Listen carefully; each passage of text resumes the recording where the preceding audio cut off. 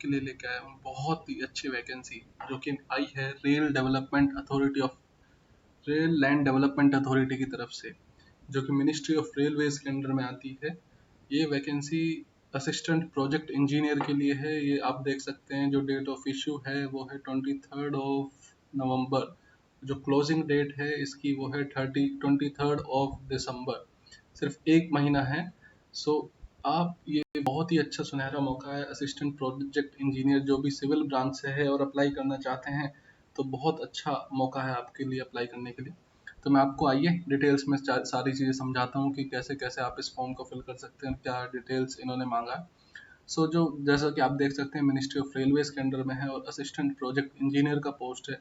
इसमें आपको बेसिक जो डिग्री चाहिए वो डिग्री इन सिविल इंजीनियरिंग होना चाहिए with a valid GATE score. आपका गेट स्कोर सिविल इंजीनियरिंग में होना चाहिए। जो ये पूरा वैकेंसी है ये कॉन्ट्रैक्ट बेसिस पे है थ्रू आउट, रेगुलर बेसिस पे नहीं है, जो कि सिर्फ 3 साल के लिए वैलिड है। अगर मैं इसके फर्दर स्पेसिफिकेशन पे बात करता हूँ तो देखिए, जो नाम होगा वो होगा assistant project engineer civil contract.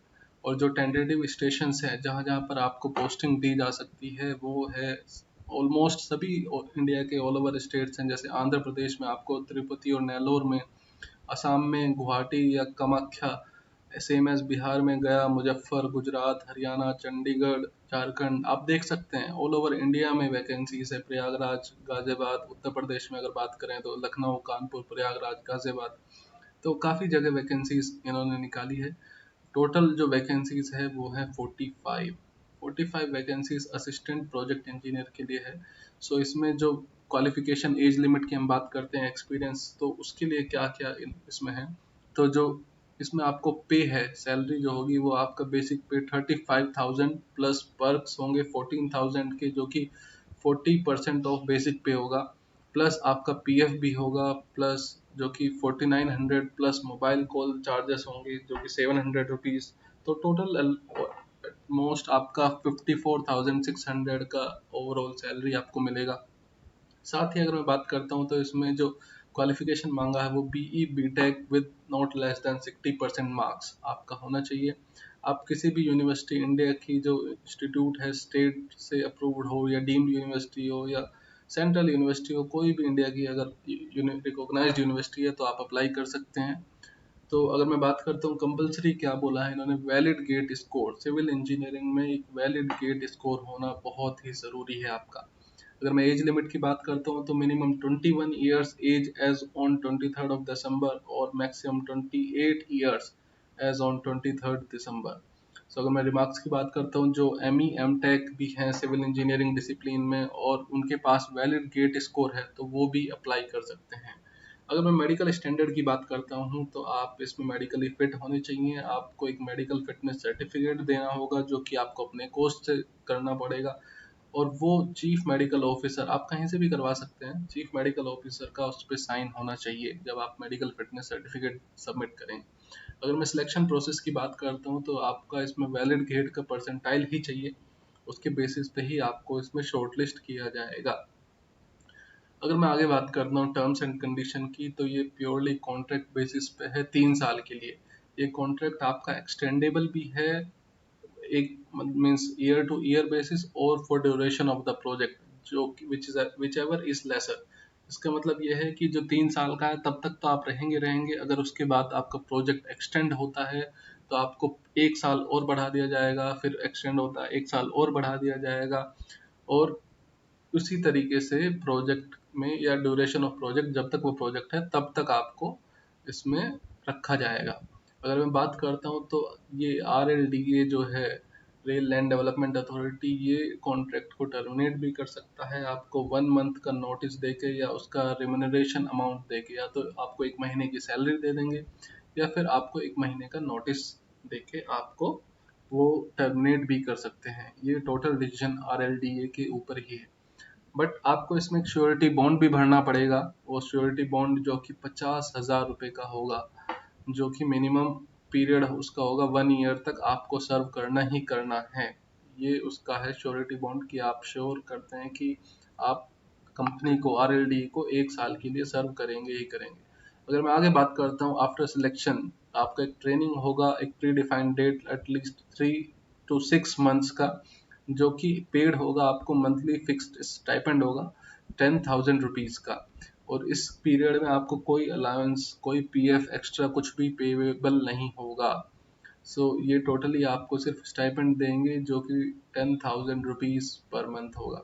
अगर मैं आगे बात करता हूँ तो हमारे पास इसमें क्या क्या है। इसमें हमारे पास लाइफ इंश्योरेंस कवर आपको मिलेगा 25 लाख का, और आपके पास हेल्थ इंश्योरेंस भी होगा अप टू 5 लाख। आप कहीं से भी किसी भी पॉलिसी से ये ले सकते हैं, LIC पॉलिसी ले सकते हैं, जो कि आपको कंपनी पे करेगा। They are free to choose and obtain such an insurance policy from any insurance company for which annual premium to the extent of 15,000 will be reimbursed. आप 15,000 तक की पॉलिसी कहीं से भी ले सकते हैं, किसी भी इंस्टीट्यूशन से, जो कि आपका 15,000 उसमें रिम्बर्स होगा। अगर मैं आगे बात करता हूँ तो इसमें आपको मोबाइल कॉल चार्जेस भी होंगे जो कि 700 पर मंथ दिए जाएंगे, और साथ ही साथ आपको रिम्बर्समेंट भी किया जाएगा। अगर आप कोई फ़ोन लेते हैं तो उसमें भी आपको 5,000 रुपये रिम्बर्स करेंगे वंस ड्यूरिंग द कॉन्ट्रैक्ट के एक टाइम पे। बाकी 700 रुपीज़ पर मंथ आपको हर महीने ये आपको मिलता रहेगा आपके अकाउंट को रिचार्ज करने के लिए, आपके मोबाइल कॉल चार्जेस के। आपको जिसमें अगर मैं अर्नड लीव की बात करता हूँ तो आपके 2 अर्नड लीव होगी, और अगर मैं कैजुअल लीव की बात करता हूँ तो 6 कैजुअल लीव होगी। अगर मैं आगे बात करता हूँ पीएफ का, तो 14% ऑफ बेसिक एमोलमेंट्स आपका पीएफ डिडक्ट हो जाएगा, जो कि आपको बाद में मिलता है। अगर मैं टीएडीए की बात करता हूँ तो अगर आप किसी भी आउट स्टेशन या ऑफिशियल ड्यूटी पे बाहर जाते हैं आरएलडीए की तरफ से, तो आपको पे लेवल 6 सेवन्थ जो सीपीसी है, सेवन्थ कमीशन पे है, उसके अकॉर्डिंग आपको टीएडीए जो भी होगा वो दिया जाएगा। अब बात करते हैं हाउ टू अप्लाई, अप्लाई कैसे करना है। तो बेसिकली एक फॉर्म है जो इन्होंने दिया हुआ है आरएलडीए ने, वो फॉर्म आपको फिल करके सेंड करना है, जो कि एक परफॉर्मा है, अपनी ओन हैंड राइटिंग में उसे फिल करना है। और जो एप्लीकेंट्स गवर्नमेंट पीएसयूम्स में काम करते हैं उनको एनओसी प्रोड्यूस करना होगा। अगर मैं फॉर्म फिल करने की बात करता हूँ तो उसमें एक डिक्लेरेशन भी होगा, मैं आपको दिखाता हूँ अभी क्या क्या है। डिक्लेरेशन होगा, आपको लेफ्ट थंब इम्प्रेशन उसमें करना है, साइन करना है। उसके साथ साथ आपको एज प्रूफ में अपना 10th का मैट्रिक सर्टिफिकेट, 12th का सर्टिफिकेट, आपको ग्रेजुएशन की मार्कशीट, आपको वैलिड स्कोर कार्ड, ये सब अटैच करके साथ ही साथ आपको इन सब का एक सिंगल पीडीएफ बनाना पड़ेगा, जिसका मैक्सिमम साइज 20 MB रखना होगा। और फिर ये सब कुछ आपको अटैच करके एक सिंगल पीडीएफ करके उसे ईमेल करना है इस मेल आईडी पे PSECONTRACT@gmail.com by 23rd of December 2021। और ये पीडीएफ आपका पासवर्ड प्रोटेक्टेड नहीं होना चाहिए। सो आपको कोई फिजिकल फॉर्म ऑफ एप्लीकेशन नहीं भेजना है, कि आपको कुछ ये नहीं है कि आपको जो फॉर्म है वो हार्ड कॉपी भेजना है, ऐसा नहीं है, आपको सिर्फ ईमेल करना है। अगर मैं बात करता हूँ रिजेक्शन का, तो जो फॉर्म आपका रिजेक्ट हो सकता है कि आपने अपनी राइटिंग में नहीं भरा है, आपने फॉर्म सही से नहीं भरा है, उस बेसिस पे ही आपका फॉर्म रिजेक्ट हो सकता है। अगर मैं फॉर्म की बात करता हूँ तो दिखाइए, आइए मैं फॉर्म को दिखाता हूँ आपको।